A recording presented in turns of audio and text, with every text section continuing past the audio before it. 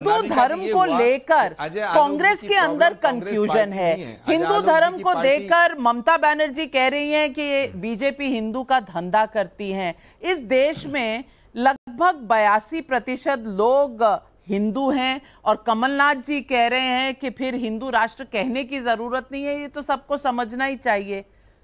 तो ये कहीं कंफ्यूजन तो नहीं है कि हमारे राजनीति में जितने ये गठबंधन है और एक तरफ बीजेपी है, साफ है हिंदू धर्म के बारे में क्या कर रही है, वो हिंदू गौरव यात्रा निकाल रही है। वहां पर अमित शाह जी ने और योगी आदित्यनाथ जी ने बिल्कुल साफ कर दिया कि उनका रास्ता कौन सा है। और इधर है कि गेरवे से परेशानी है, तिलक से परेशानी है, लेकिन एक दिन कहना है कि जनेऊ भी पहनते हैं, हम तो शिव भक्त भी हैं।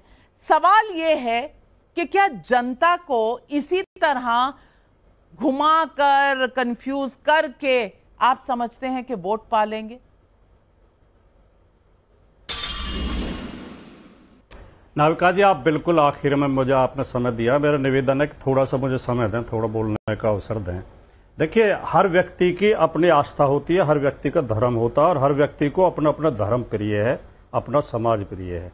किसी की व्यक्तिगत आस्था पर प्रश्न चिन्ह लगाना बिल्कुल भी जायज नहीं है। और ये मैं समझता हूं कि आपत्तिजनक बात है कि कोई किसी की आस्था का सबूत मांगे, कोई किसी की आस्था पर प्रश्न चिन्ह लगाए, कोई जनेऊ पहने, कोई गंगा जी नहाए, कोई तिलक लगाए, कोई दाढ़ी बढ़ाए, कोई टोपी पहने, कोई क्रॉस डाले, कोई सरदारों वाली पगड़ी बांधे। ये अपनी अपनी निजी आस्थाएं हैं और हमारे देश का संविधान इसकी छूट देता है। जहां तक भारतीय जनता पार्टी के हिंदुत्व का सवाल है, जो एक प्रश्न मूल है आपकी डिबेट का, कि कमलनाथ जी ने कहा कि ये देश तो ऑटोमेटिक हिंदू राष्ट्र है। और क्या कहें बताओ, जिस देश में 82% लोग एक धर्म को मानने वाले हैं, तो ये हिंदू राष्ट्र तो है ही है। लेकिन भारतीय जनता पार्टी को जो हिंदुत्व है, जो हिंदू राष्ट्र है उनका, वो केवल 15% तक सीमित है। भारतीय जनता पार्टी हिंदुओं के 85% हिस्से को ना समानता देनी चाहती है, ना सम्मान देना चाहती है, न न्याय देना चाहती है, न उनके अधिकार देना चाहती है। आज अगर हिंदू गौरव दिवस मनाया जा रहा है, आज इन्हें स्वर्गीय कल्याण सिंह जी की अगर याद आ रही है, तो इसका कारण केवल एक है कि उत्तर प्रदेश में इस समय पिछड़े वर्गों की बहुत मजबूत मांग ये उठ रही है, बहुत मजबूती के साथ, कि हमारी जातीय जनगणना कराई जाए और जाति के अनुपात में आरक्षण दिया जाए। जो पीडीए की बात आज समाजवादी पार्टी उत्तर प्रदेश में उठा रही है, जो समाजवादी पार्टी के नेता बार बार पिछड़े वर्गों के हक की बात उठा रहे हैं, और भारतीय जनता पार्टी की सरकार में जितनी भर्तियां हुई हैं, नाविका जी आप बहुत वरिष्ठ पत्रकार हैं, बहुत विद्वान हैं, मैं आपको चुनौती देता हूं कि आप आंकड़े इकट्ठे करें। जितनी भर्तियां भाई बीजेपी के शासन में हुई हैं, ओबीसी के हक मारे गए हैं। कहीं 5% ओबीसी भर्ती हुए हैं, कहीं 6%, कहीं 10%, 15% से ज्यादा ओबीसी, जबकि 27% तो संवैधानिक आरक्षण है, एक भी भर्ती में नहीं हुए हैं। और ओबीसी की कट ऑफ जनरल से ऊपर जा रही है। हम आ गए जाति पर, और जाति में कभी समाजवादी पार्टी कहती है इंडिया गठबंधन, कभी कहती है पीडीए गठबंधन। अजय आलोक जी, अब ये कौन सी राजनीति है? देखिए, ये तो अखिलेश जी पहले दिन से कह रहे हैं ना, वो जब घमंडिया बना था तब भी उन्होंने कहा था पीडीए, और पीडीए कहने के बाद पहली मीटिंग के बाद जाके केसीआर से मिला है। तो ये थर्ड फ्रंट बनाने की कयावत कभी नहीं छोड़ते हैं। अखिलेश जी आज भी घमंडिया का नाम लेते हैं तो साथ में ये पीडीए जोड़ देते हैं।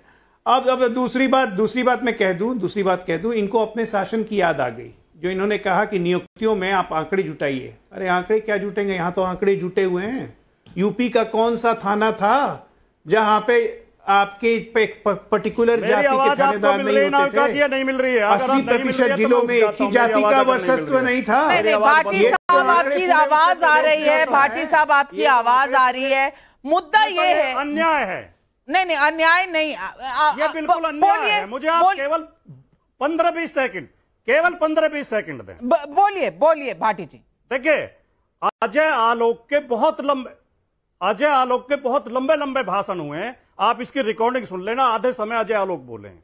मुझे पहली बार आपने एक बार मौका दिया केवल बोलने का, और आप मुझे फिर बोलने नहीं दे रही हैं। 4 विपक्ष के लोग हैं, अजय आलोक एक सत्ता पक्ष के नुमाइंदे हैं, उनको सबका जवाब देना है, भाटी जी। 4 आप लोग बैठे हुए। हाँ, जी भाटी जी, लेकिन आप बोलिए ना, आप समय जाया मत करिए, समय कम है, आप बोलिए, आप अपनी बात रखिए। हाँ, अब ये किस तरह गुमराह करते हैं। इन्होंने कहा, दो बातें कही इन्होंने, मैं केवल उन दो का जवाब देना चाहता हूं। जिसका पिता हिंदू नहीं है, जिसकी मां हिंदू नहीं है, वो हिंदू नहीं हो सकता। ये कौन से वो है, नियम है ये? क्या ये हिंदू धर्म का नियम है? क्या देश के कानून का नियम है? हमारा भारत का संविधान तो विचार, व्यक्ति, विश्वास, धर्म, उपासना की आचार्य जी बताएंगे। बालिग होने के बाद व्यक्ति कोई भी धर्म चुन सकता है। आचार्य जी बताएंगे। दूसरी बात इन्होंने कहा कि कांग्रेस ने चुन लेना, अरे चुन ले, आप इस तरह चुन ले, फिर चुन ले। अरे सुन तो लो यार मेरी बात। चुन लेना धर्म, आप कह रहे हो ना बालिग होने के बाद चुन लेता है, तो चुन ले। मैं कह रहा हूं चुन ले, आप ही चुनवा दो यार। फिर वही बात है, ये तो नाविका जी कोई बात नहीं हुई, बीच में क्यों चिल्ला? मैं तो बोला नहीं था एक शब्द भी।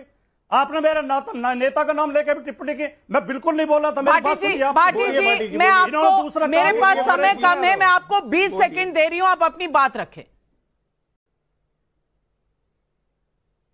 दूसरी बात इन्होंने कही कि कांग्रेस ने और मुलायम सिंह यादव ने हिंदुओं पर गोली चलाई और किसी ने किसी पे तो नहीं चलाई। तो वो कमी भारतीय जनता पार्टी ने पूरी कर दी थी। भारतीय जनता पार्टी ने राजस्थान में हिंदुओं के ऊपर गोली चलाई और 72 हिंदू गुजरों को शहीद कर दिया। 79 लोगों पर भारतीय जनता पार्टी की सरकार ने। अयोध्या में तो गोली चली थी, सरकारी आंकड़ा 22 लोग मारे गए थे, वो भी दुर्भाग्यपूर्ण है, उसका भी हमें दुख है। वहां झगड़ा हुआ, रोकने के लिए पुलिस को गोली चलानी पड़ी, उसमें नेताजी ने तो आदेश दिया नहीं था। लेकिन राजस्थान में तो आपकी सरकार ने 79 लोगों को गोलियों से भून दिया और 72 हिंदू गुजरों को आपने लाशें बिछा दी उनकी। तो ये